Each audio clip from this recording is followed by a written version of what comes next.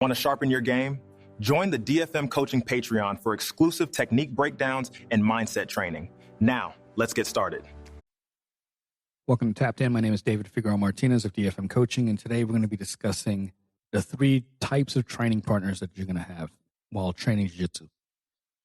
This is going to be a bit harder for anyone that is like brand new to the sport. You haven't spent enough time in it to maybe benefit from some of the training partners you're going to have. And if you're brand new, you're not going to have anyone behind you, per se. Give it some time. There are 3 training partners that you will encounter at any given time when you're training. The first one is the person that is not as experienced as you. They are maybe full belts behind you, a belt behind you. Maybe they don't train as much as you, but maybe they're the same belt, but they're just not as good as you. That should be the majority of your training when you're developing a skill. If I am trying to implement octopus guard, for example, that first set of training partners is great to work with. They don't understand how to defend greatly, so my success rate in developing something new is going to be a bit higher. They aren't that much of a threat, so if I make any mistakes, I can work myself back out of that and maybe back into the position that I'm trying to implement and work on. So it gives me a lot of leeway in implementation and development of specific skill sets, specifically offensive. But you can honestly work both. But anytime I'm developing something offensive, I want that first group. I want those people that I can dominate, that I can control, can force or funnel back into the positions that I'm working on without them even really knowing.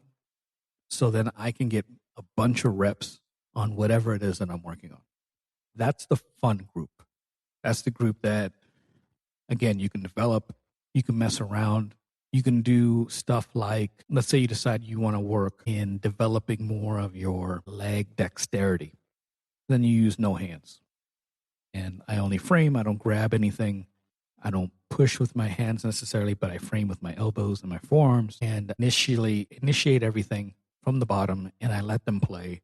And my goal when I do that is just to keep them at bay, keep them from passing the guard, or if they do pass the guard and get to a dominant position, my job is to escape, retain the guard, and start playing all over again. That group is great for experimentation, development, implementation. A lot of R&D is going to be focused on that one group. Then when you get a little bit better, you're going to have the group that encompasses anyone that's right around your level, your peers. These people may or may not be the same belt. They might be like someone older who might be a belt or 2 above you, but they're just not as athletic. They're older, so you can implement things. Maybe they're more experienced, but you guys are roughly on the same skill level. Those are the people that I play a lot of my A game with. I'm trying to test my go-tos, the things that I do really well. Maybe I'm trying to sharpen timing, sharpen how my approach on a certain pass might be. I'm getting that A game really, really refined. That is what I do with my peers. There's a lot of give and go. I can't necessarily implement something brand new with them because they'll pass the guard, they'll see the submission coming, they'll cut me off when I'm trying to sweep. Their balance is too good or my timing is too bad. So I don't implement brand new things with that group. I will have techniques that maybe I have gotten really good with from the first group. It's past R&D, it's reliable, and I'm going to then encompass it with my peers because I have a lot of practice in it. I feel comfortable going to it.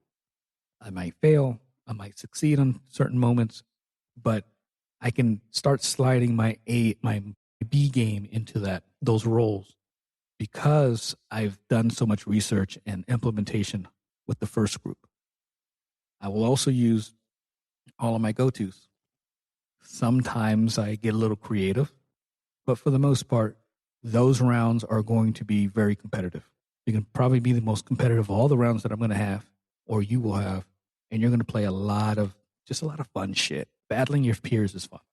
A lot of fun, especially if you have training partners that you can laugh with or joke with. And sometimes they get you, and sometimes you get them. And sometimes there's just this weird stalemate, or you, with a specific training partner, you always see the same position and you start canceling each other out. So that's the fun group. The other group is the one where they're just way better than you. They're way better than you. That group is going to mainly force you to have to work defenses. They're going to put you on your back.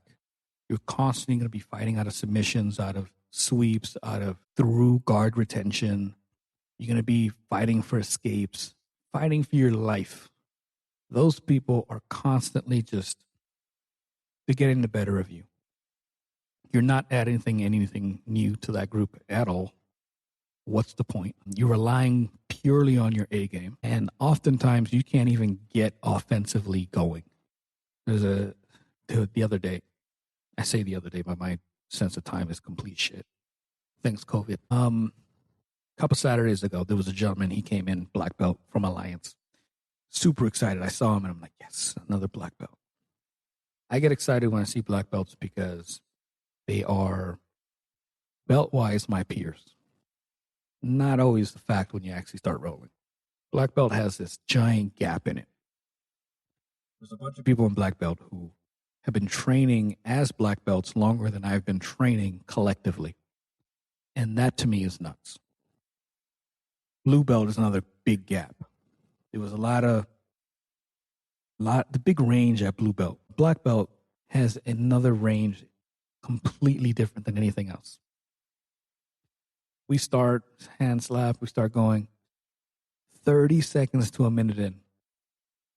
I have become so sure that this man is that much better than me in every way. Every way. I don't have an answer for anything he's doing.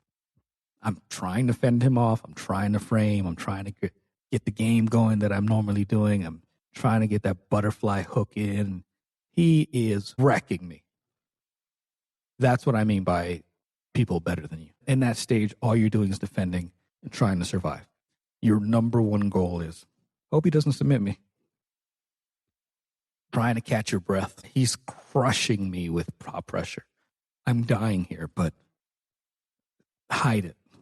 Don't let him see that you're miserable. Let's see if you maybe makes a mistake and you get to top. And you just know that he is toying with you. He's playing. He's letting you work. You start feeling like a child again, like you and your dad, you and your big cousin or your big brother. And they just, you're helpless in every sense of the word. You can't defend. You can't really mount an offense.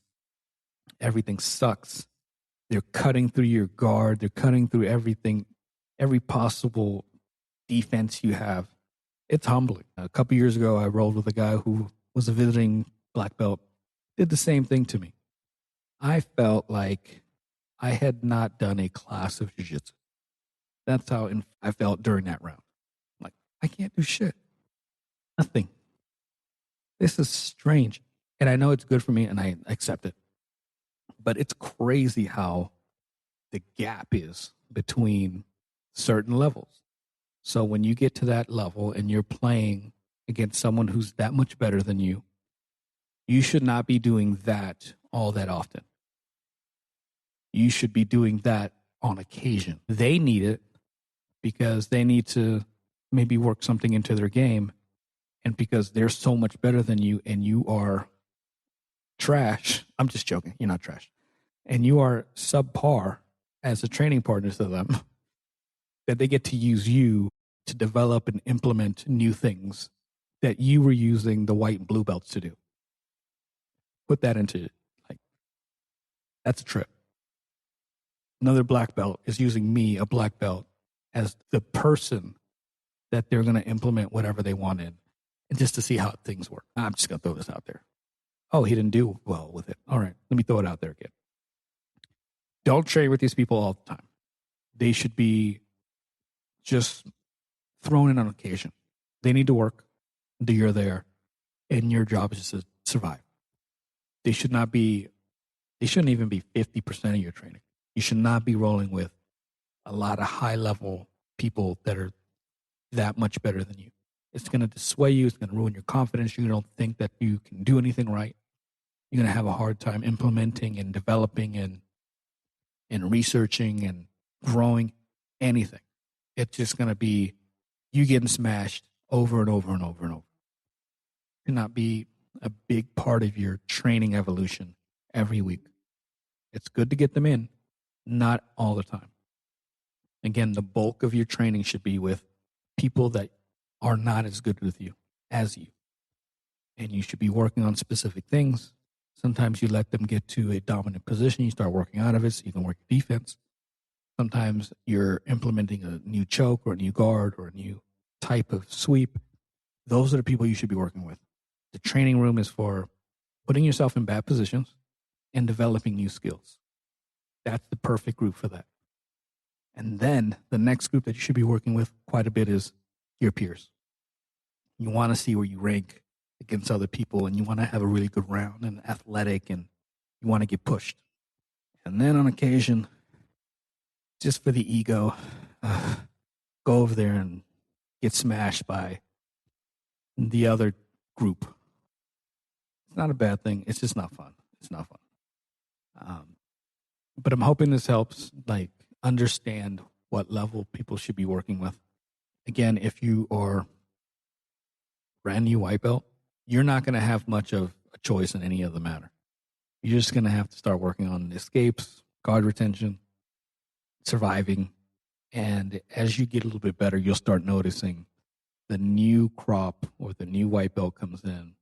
And then you can start working with them the way I'm working with people who are less experienced.